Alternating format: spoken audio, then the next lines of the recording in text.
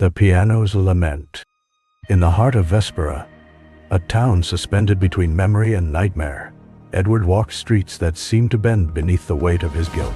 The cobblestones, worn smooth by decades of footsteps, now reflected only his solitary shadow as twilight painted the sky in shades of bruised purple.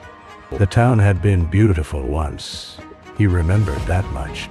Victorian mansions with their ornate gingerbread trim, gardens bursting with roses and jasmine, children's laughter echoing from the central square. But now Vespera mirrored his fractured state of mind. Windows boarded like closed eyes, ivy strangling the life from once proud facades, silence thick as fog rolling in from nowhere. Edward's reflection in shop windows startled him. Hollow cheeks, eyes that had forgotten how to see beauty, hands that trembled with more than age. 63 years old, but he felt ancient, carrying decades of regret like stones in his pockets. He had come to Vespera to disappear, to let the quiet claim him. After Sarah's accident, after what he had done, the city had become unbearable. Every street corner held an accusation, every familiar face a reminder of his failure. Here, in this forgotten place, he hoped to find what? Forgiveness. Oblivion? He no longer knew. The house found him on his 7th night in town. It stood at the end of Cypress Lane, incongruously pristine among the decay. Warm golden light spilled from its windows like honey, and through the evening air drifted a melody so achingly beautiful it stopped Edward mid-stride. His chest tightened with recognition. Chopin's Nocturne in E-flat major, the piece Sarah had been practicing before. His feet moved without permission, drawn up the perfectly manicured garden path. Roses bloomed here despite the season, their scent almost narcotic in its intensity. The front door stood ajar, as if expecting him. Inside, the warmth embraced him, like a mother's arms. The melody grew stronger, more complex, emanating from a grand piano that dominated the front parlor. But as Edward approached, the music stopped abruptly, leaving behind a silence so complete he could hear his own pulse hammering in his ears. The piano bench creaked as he sat down. His fingers, once nimble from years of teaching, now arthritic and uncertain, found the keys. The first notes came hesitantly. Scales, exercises, muscle memory awakening. But then, as if the piano itself was guiding him, he began to play Sarah's piece. The house shuddered. Edward felt it in his bones, a resonance that went deeper than sound. The walls seemed to breathe, expanding and contracting with each phrase. The warm light flickered, casting dancing shadows that looked almost like figures, almost like faces. As he played, the memories came flooding back with devastating clarity. Sarah, 19 years old, her dark hair falling across her face as she concentrated on the difficult passages. His daughter, brilliant and determined, home from conservatory for the holidays. They had fought that night, about her future, about the boy she was seeing, about choices that seemed so important then and so trivial now. "You don't understand," she had said, tears in her voice. "I have to live my own life, not while you're under my roof," he had replied, the words sharp as knives. "Not while I'm supporting your dreams." She had slammed the piano lid shut, gathered her coat, and stormed out into the December night. The last words between them had been angry ones, full of wounded pride and stubborn love that couldn't find its voice. The accident happened at 11:47 p.m. on Dual. Black ice, a curve she had taken 1,000 times. The investigating officer, she wouldn't have suffered.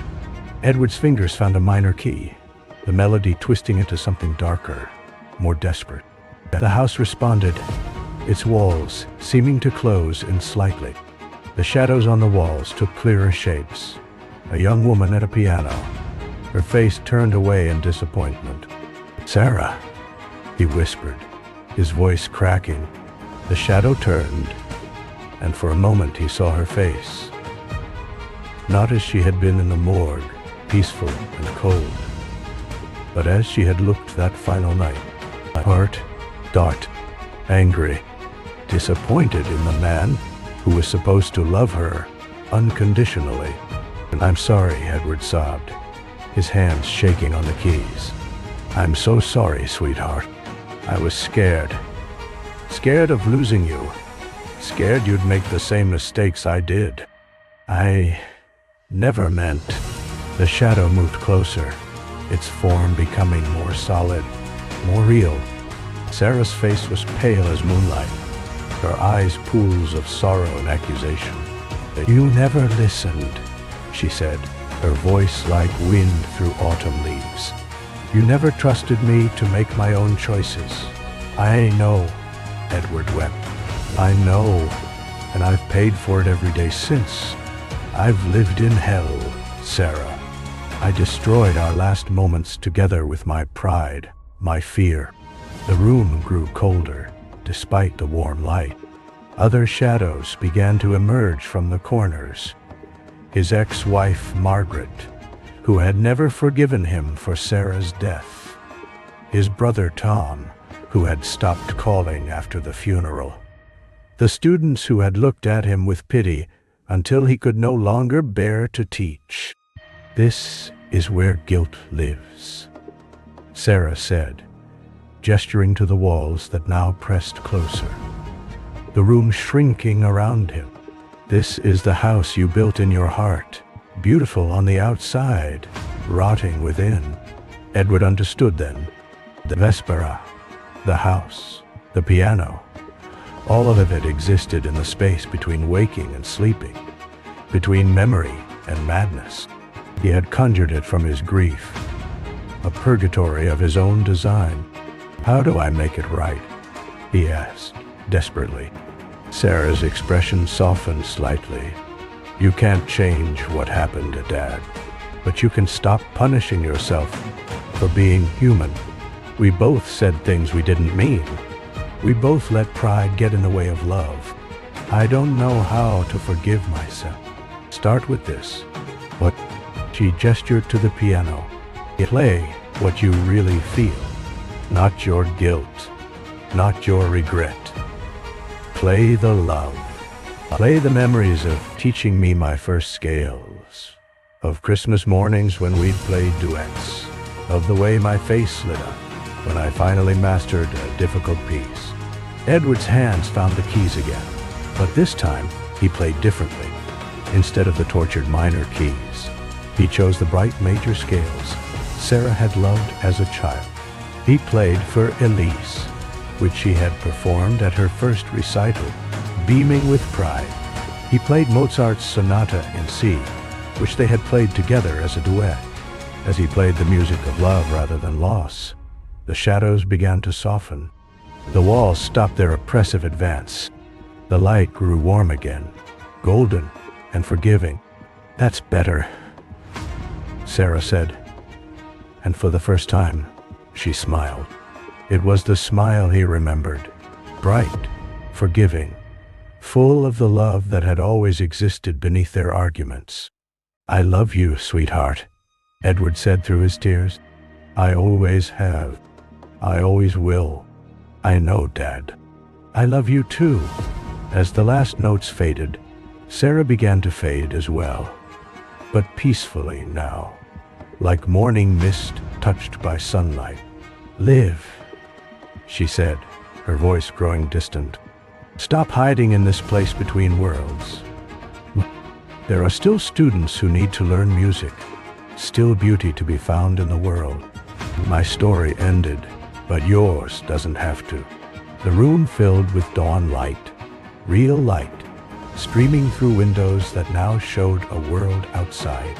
Edward looked around and realized he was sitting at an old upright piano in what had once been Vespera's music hall, long abandoned. His hands were cramped from playing, his face wet with tears, but the crushing weight in his chest had lifted.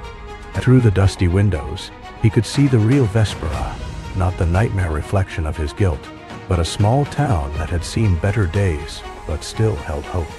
A woman was opening a bakery across the street. A child rode past on a bicycle. Life, continuing despite loss, because of love. Edward stood slowly, his joints protesting. He had a choice to make. Stay lost in this place between memory and madness, or step back into the world of the living. Sarah had given him permission to grieve, but also to heal. He walked to the door, paused, and looked back at the piano one last time. Then he stepped outside, into the morning light, into the possibility of forgiveness, not just from Sarah, but from himself. Behind him, the music hall stood silent, but not empty. It held the echoes of love played in a minor key, transformed at last into a major chord of acceptance. And sometimes, on quiet evenings, when the wind blew just right through the old building, people in Vespera swore they could hear the gentle sound of two people playing piano together, a father and daughter, finally in harmony. Edward walked down the main street of the real Vespera, where people lived and laughed and grieved and healed. He had a life to rebuild, students to teach, and the rest of his story to write. The haunting was over. The healing could begin. This year,